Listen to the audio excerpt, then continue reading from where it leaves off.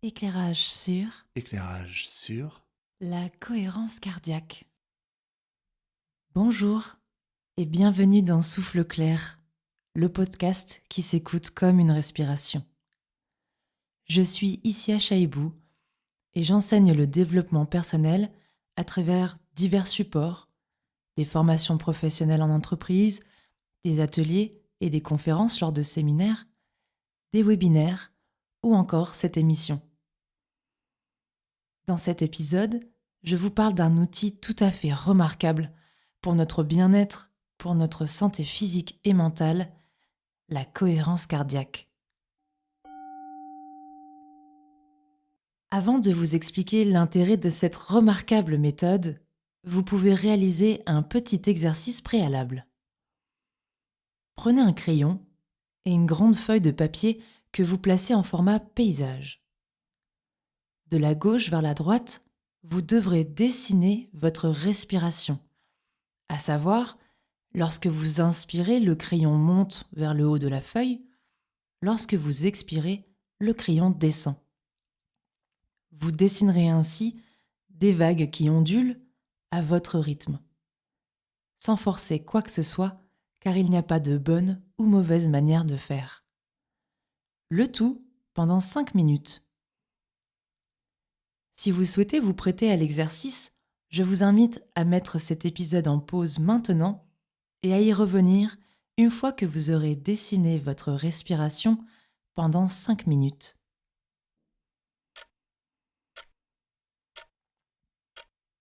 Une fois le temps écoulé, vous devez compter vos cycles respiratoires. Un cycle équivaut à un inspire plus un expire. Il vous suffit donc de compter le nombre de vagues que vous avez dessinées sur votre feuille en 5 minutes. Mettez votre résultat de côté et j'y reviendrai en fin d'épisode. La cohérence cardiaque est un exercice de respiration. Oui, de respiration malgré son nom. Pour vous expliquer tous les bienfaits et les intérêts de cette pratique, nous devons nous intéresser de plus près à notre cœur, qui est central dans cette histoire. Votre cœur accélère et ralentit à chaque instant, plusieurs dizaines de fois par minute.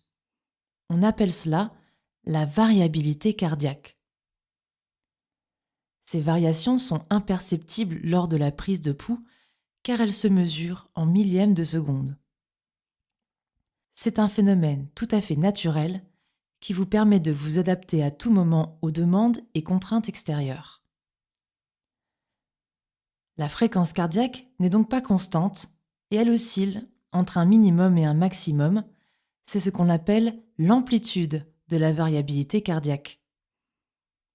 Plus l'amplitude est grande, plus vous êtes capable de vous adapter à votre environnement. Une grande amplitude est ainsi un marqueur de bonne santé et d'équilibre. Qu'est-ce qui va réduire la variabilité cardiaque ?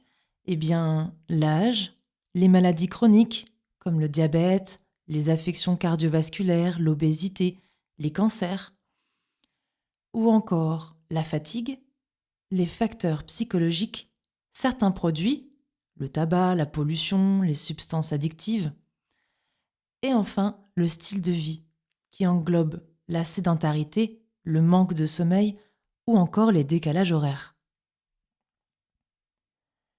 À l'inverse, voici ce qui augmente notre variabilité cardiaque.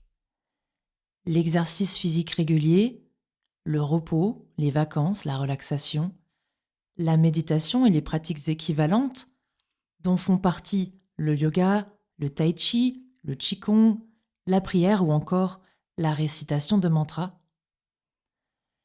une alimentation équilibrée, une hydratation suffisante, de l'amour et une sexualité épanouie.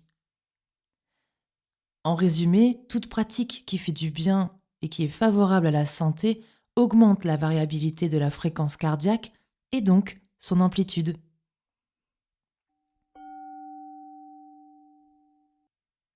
Revenons à notre histoire de cœur. Cet organe participe notamment au système nerveux autonome. Les scientifiques s'y sont intéressés de très près car ce système régule énormément de choses dans notre corps.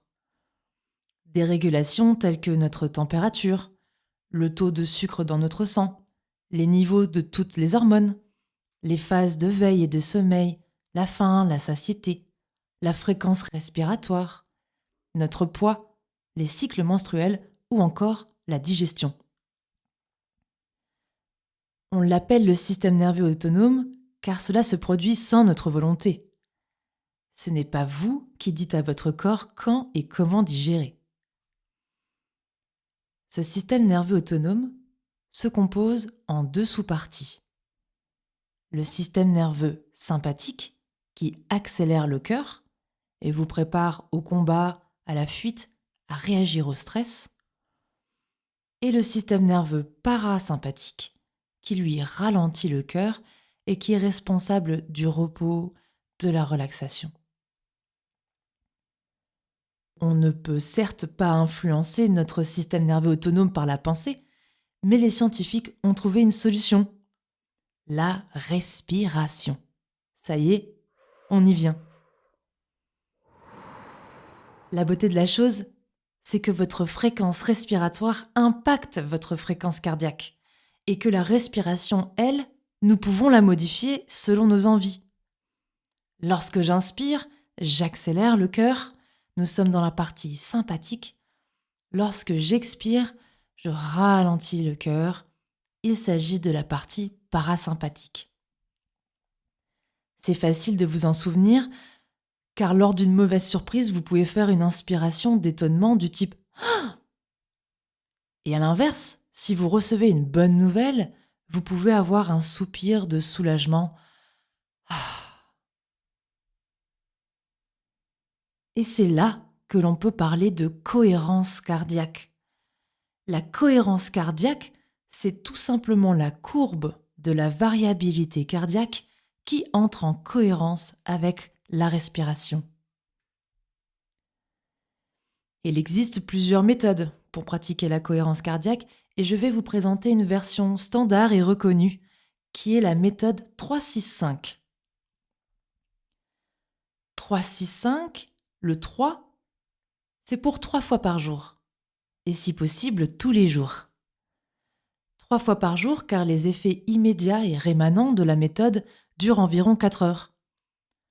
On la fait une première séance au réveil, puis la deuxième en fin de matinée, idéalement avant le déjeuner, car en plus, elle va nous permettre de préparer la digestion et d'éviter le coup de barre après manger. Et enfin, la troisième à la fin de votre après-midi pour couvrir votre soirée. Cette troisième séance permet aussi de créer une transition après votre journée de travail. Si vous avez des troubles du sommeil, vous pouvez rajouter une 4e séance que l'on fait 1 à 2 heures avant le coucher. 3-6-5, le 6, c'est pour 6 cycles respiratoires par minute. Alors là, c'est super, car on n'a pas à se poser de questions. 6 respirations par minute est une constante physiologique, tout comme notre température corporelle en est une autre. Lorsque l'on respire à cette fréquence, on dit que nous sommes en résonance cardiaque. 6 cycles par minute signifie 10 secondes par cycle respiratoire. Alors le plus simple est d'inspirer pendant 5 secondes et d'expirer durant 5 secondes. Vous pouvez respirer plus lentement ou plus rapidement que ce rythme, mais c'est bien cette fréquence de 6 cycles respiratoires par minute qui nous fait obtenir l'amplitude maximum de notre variabilité cardiaque. 3-6-5, le 5, c'est pour 5 minutes. C'est la durée de l'exercice.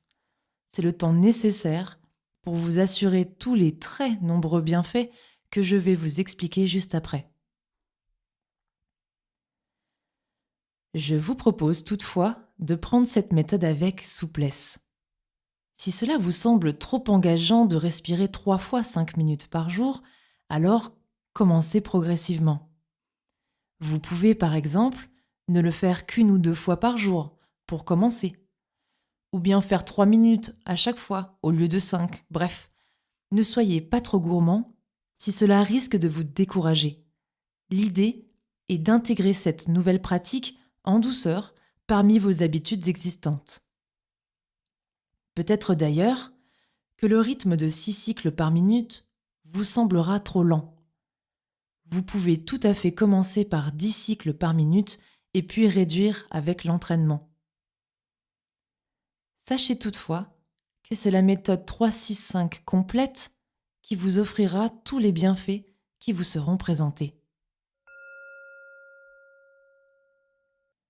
Concrètement, c'est assez simple. Il vous suffit de vous asseoir sur une chaise ou sur le sol, le dos droit, comme si vous étiez tenu par un fil au plafond. Les pieds sont à plat au sol, si vous êtes sur une chaise. Vos mains sont posées sur vos cuisses ou la table devant vous.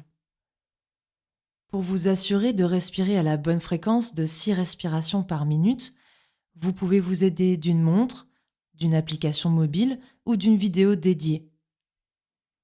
Respirez alors en conscience pendant 5 minutes. Et c'est tout.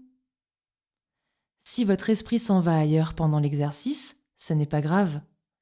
Ramenez-le autant de fois que nécessaire à votre respiration.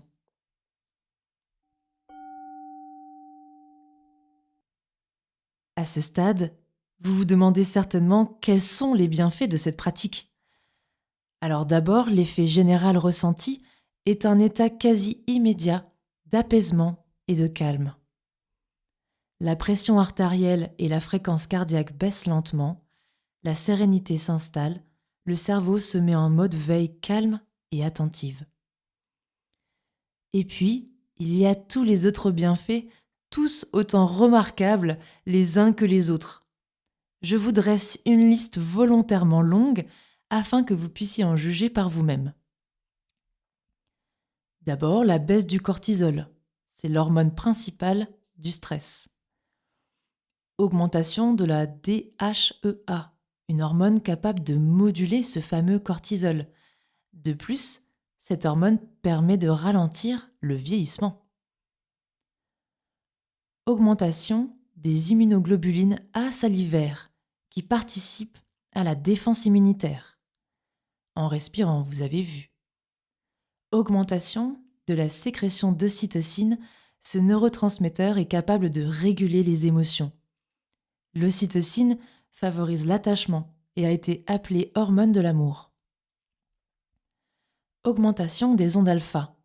Ces ondes d'éveil et de calme attentif favorisent la mémorisation et l'apprentissage, interviennent dans la coordination, la communication et optimisent la gestion du cortex cérébral. De nombreuses pratiques méditatives cherchent à augmenter le nombre de ces ondes et la cohérence cardiaque parvient également à ce résultat. Réduction de la perception du stress et des autres émotions désagréables. Diminution du risque cardiovasculaire, de l'hypertension artérielle, de l'anxiété et de la dépression. Meilleure régulation du taux de sucre dans notre sang, ce qui peut être un atout majeur pour les diabétiques. Réduction du périmètre abdominal et perte de poids chez les personnes obèses. Meilleure récupération à l'effort pour les sportives et sportifs. Amélioration de la concentration et de la mémorisation. Diminution des troubles de l'attention et de l'hyperactivité. Une meilleure tolérance à la douleur. L'amélioration de la maladie asthmatique. Et enfin, une réduction de l'inflammation pathologique. Tout ça en respirant 3 fois 5 minutes par jour. C'est merveilleux, n'est-ce pas? Je vous défie de me trouver mieux.